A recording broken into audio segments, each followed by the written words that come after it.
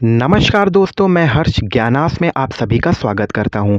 PM Modi द्वारा भारत का प्रतिनिधित्व करते हुए चाइना में हो रहे एससीओ समिट को ज्वाइन किया जाएगा। पीएम मोदी सहित 20 से ज़्यादा पावरफुल लीडर इस बैठक में शामिल होंगे, जिसमें से रशिया, बेलारूस, तुर्की, इजिप्ट जैसे देश इस समिट में आएंगे। आप देख पा रहे होंगे कि एससीओ जो समिट है, ये कहीं ना कहीं अपने आप में ब्रिक्स जैसा प्लेटफॉर्म क्रिएट कर रहा है। इसमें यूएस की हेजीमोनी डिक्रीज होती नज़र आ रही है। ये सब जो एससीओ समिट चल रहा है, कहीं न कहीं चाइना द्वारा यह प्रयास किया जाएगा कि इन कंट्रियों को एक साथ लाया जाए, जिससे जो यूएस का टैरिफ वॉर है, उसमें चाइना तो अपना भला देख ही रहा है, बल्कि भारत भी इसमें अपना भला देख रहा है। चलिए वीडियो की शुरुआत करेंगे। अगर उससे पहले आपने हमारे चैनल को सब्सक्राइब नहीं किया है, तो सब्सक्राइब कर दीजिए और बेल आइकन दबा दीजिए। Thank you. नाउ वीडियो की शुरुआत करेंगे। आप देख पा रहे होंगे इन दिनों भारत की इस जो चाइना यात्रा है, इसको काफ़ी ह्यूजली कवर किया जा रहा है। चाइना द्वारा लगातार भारत के पक्ष में बयानबाजी की जा रही है और भारत द्वारा भी चाइना को लेकर नरमी बरती गई है। नाउ स्क्रीन पर आप देख पा रहे होंगे कि China calls for regional cooperation, overcome cold war mentality. मैं आपको बता दूं कि चाइना चाह रहा है कि कोल्ड वॉर पर यहाँ सभी कंट्रियों को यूएस टैरिफ का सामना करना पड़ रहा है। स्पेशली भारत और ब्राज़ील जैसे देश 50% तक का टैरिफ लगा दिया गया है, जिससे दोनों देश इंडस्ट्री कहीं न कहीं उससे बैकफुट लाने की कोशिश की जा रही है। तो चाइना चाहता है कि ब्रिक्स के साथ उन सभी देशों को एक साथ लाया जाए, जिससे यूएस टैरिफ पर प्रेशर पड़ पा सके। सालों से यूएस अपनी अगर आप देख सकते हैं कि सालों से यूएस अपनी दादागिरी दिखा रहा है। वो अपनी दादागिरी छोटे देशों में दिखाता है और वो कहता है कि जो अब मैं कहूँगा वही आपको करना पड़ेगा, नहीं तो आपके ऊपर सैंक्शन लग जाएँगे, आपके ऊपर टैरिफ लग जाएँगे। जो कहीं न कहीं यूएस पर डिपेंडेंट देश हैं, उनमें यूएस के जितने जो भी लीडर आते हैं, वो कहीं न कहीं अपनी पावरफुल नज़रिए के रूप में जाने जाते हैं, क्योंकि वो उनको अपने मुकाबले समझते ही नहीं हैं। वो सोचते हैं कि मैं पावरफुल कंट्री हूँ, मैं जो कहूँगा वही होगा। यही मानसिकता के तहत यूएस टैरिफ को कहीं न कहीं ढाल बनाई जा रही है। अपनी मनमानी करते हुए कहीं न कहीं कनाडा जैसी कंट्रियों को यूएस ने 51 स्टेट ऑफ यूएस कह दिया था।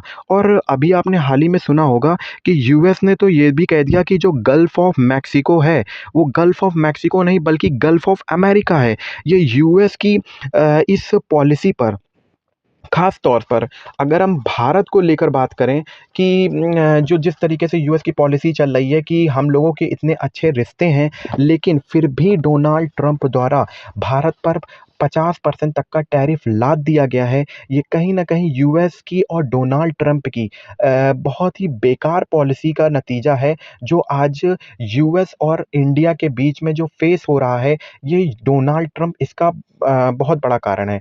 Donald Trump second president attempt हुए हैं। दोनों देशों के रिश्तों में उन्होंने रिश्तों से ज़्यादा उन्होंने पैसे को महत्व दिया है। उनका ये मतलब है कहने का कि जो अमेरिका में ज़्यादा इन्वेस्ट करेगा, मैं उनके साथ में टैरिफ व्यवहार में नरमी बरतूँगा। और जो जैसे भारत जैसे देश अमेरिका से जो ट्रेड होती है उसमें सरप्लस है, तो उनको ये देखा नहीं जा रहा है। लेकिन अगर अमेरिका सरप्लस होता है तो उनको ये सब ठीक चलेगा। तो अब के हाल ही में जो एप्पल के सीईओ हैं, उन्होंने ये एडमिट किया कि जो आईफ़ोन 17 प्रो बन रहा है, उनमें से जो 10 फ़ोन में से 9 फ़ोन जो हैं, वो भारत से बन के आ रहे हैं। लेकिन ट्रम्प साहब को कौन समझाए कि ये जो भारत से फ़ोन बन के जा रहे हैं, ये लोअर कॉस्ट में बन के जा रहे हैं। ये चाइना से भी चीपर कॉस्ट में बन के जा रहे हैं। अब अमेरिका चाहता है कि सारी इंडस्ट्री जो हैं, वो अमेरिका में शिफ्ट हो जाएँ। वो बात अच्छी है कि अमेरिका चाहता है, लेकिन क्या अमेरिका के पास में ऐसा इकोसिस्टम है कि अमेरिका फ़ोन को प्रोड्यूस कर सके? आप फॉर एग्ज़ाम्पल अगर आपको मैं बता दूँ कि अगर इंडिया किसी फ़ोन को ₹10 में बनाता है और यूएस उसी फ़ोन को ₹50 में बनाता है, तो कहीं न कहीं ये ₹40 का डिफ़रेंस आता है। और ये ₹40 का जो ये जो कॉस्ट है, ये कौन पे करेगा? ये ₹40 का कॉस्ट यूएस के आम नागरिक पे करेंगे। लेकिन अमेरिका, ख़ास तौर से ट्रम्प को ये समझ में नहीं आता। उनको ये लगता है कि टैरिफ के झांसे में लाकर कंपनियों को यहाँ पे शिफ्ट कर लेंगे। लेकिन उसके लिए दशकों लग जाते हैं। उसको पूरा इकोसिस्टम बनाने पर सालों-साल लग जाते हैं। जिस तरीके से भारत में इसमें काम किया और चाइना तो सालों से इसमें काम कर रहा है। ख़ैर देखते हैं क्या होता है। नाउ मैं आपको बता दूँ कि हाल ही में एक खबर छपी, जिसमें ये बताया गया कि जो भारत है, भारत फ्रांस के साथ में जो सफ़्रान जो इंजन जो फाइटर जेट का इंजन बनाती है, उसके साथ में डील कर रहा है। बेसिकली ये डील किस चीज़ की है? तो ये इंजनों की डील है, जो हमारे एमका फाइटर जेट पर लगाए जाएँगे, क्योंकि भारत अब रिस्क नहीं ले सकता। जिस तरीके से भारत ने तेजस पे, अमेरिका पे विश्वास करके कहीं न कहीं बहुत बड़ा खामियाज़ा उठाया है, जिससे आज भी हमारे तेजस फाइटर जो प्रोग्राम है, वो डिले चल रहे हैं। और भारत नहीं चाहता कि एमका का भी वही हाल हो, जिस तरीके से अभी तेजस का देखने को मिल रहा है, जो कि जिस तरीके से इंजन सप्लाई को अमेरिका कंट्रोल करता है, ये भारत नहीं चाहता कि इस तरीके से एमका पर भी कंट्रोल किया जाए।